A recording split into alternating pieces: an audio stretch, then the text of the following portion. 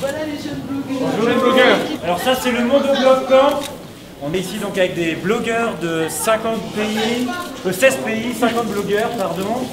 Et on a travaillé toute la semaine sur meilleures pratiques en matière de blogging dans la sphère francophone, usage des réseaux sociaux, interaction avec l'atelier des médias.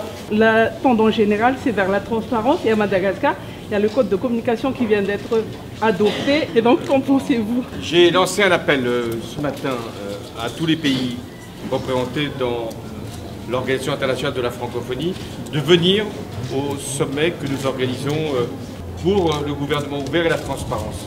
Et c'est vous qui jouez le rôle pour la transparence. Parce que c'est par le numérique, par l'exigence de participation, par les informations que vous pouvez également donner, que vous pouvez contribuer à cette gouvernance que nous voulons la plus transparente possible. Nous voulons faire que ce que vous faites, vous, puisse être généralisé partout. Et d'ailleurs, on ne pourra rien contre vous. Jamais. Okay, ma question, il y a un certain déséquilibre entre les pays du Sud et les pays du Nord. Et ce déséquilibre est accentué avec le poids de la France et ses visées géostratégiques. J'aimerais savoir si ce déséquilibre ne fragiliserait-il pas finalement la puissance de la francophonie? Lorsque je fais en sorte qu'on puisse, avec l'Agence française de développement ou avec des dons que l'on peut apporter ou avec l'engagement que j'ai pris pour le climat, c'est à toute l'Afrique que je m'adresse sans distinction de langue pratiquée. Mais c'est vrai que c'est plus facile d'apporter une connaissance, une technologie, de faire valoir une opération lorsque c'est dans la langue française. Et c'est la raison pour laquelle j'encourage beaucoup les jeunes Africains, même des pays anglophones ou lusophones, à parler le français, parce que ça leur donne un atout supplémentaire.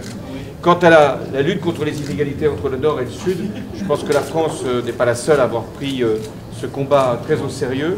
Et à l'occasion de l'accord de Paris sur le climat, nous avons voulu donner un caractère redistributif, faire que les technologies puissent être apportées directement aux pays les plus pauvres, les plus fragiles, les plus vulnérables, ceux qui sont victimes des désordres climatiques. Je remarque que la langue française disparaît au Laos, au Cambodge, au Vietnam. J'aurais voulu savoir si pour vous ce ne serait pas aussi une perte de pouvoir de la France. La langue française, elle n'appartient pas à la France, elle appartient à tous les pays qui veulent eux-mêmes s'en emparer. En fait, vous êtes francophone, vous parlez le français, mais vous défendez la liberté. Parce que c'est ça qui vous unit, au-delà de la langue. Monsieur le Président, cher ami, permettez-moi de saisir l'occasion qui se présente aujourd'hui. Moi, blogueuse, je promets de faire entendre ma voix. Je parlerai des maux de ceux qu'on oublie chez moi.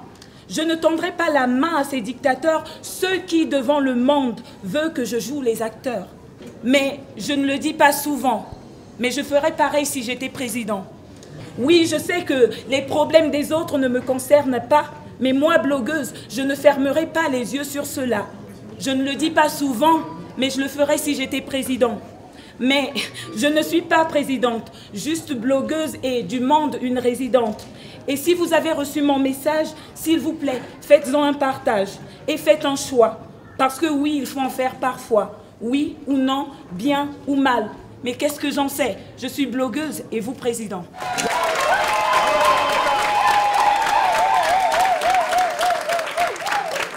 Mais moi, je suis blogueur et vous pouvez être présidente. Alors, mais le principal, c'est de s'occuper des autres. Quelle que soit sa place, son rôle, son pays, c'est s'occuper de l'autre. C'est regarder. C'est de ne pas penser qu'à soi. Et quand on est entre nous, on ne regarde plus le monde. Or, il a besoin de vous. Merci, vous, blogueuse.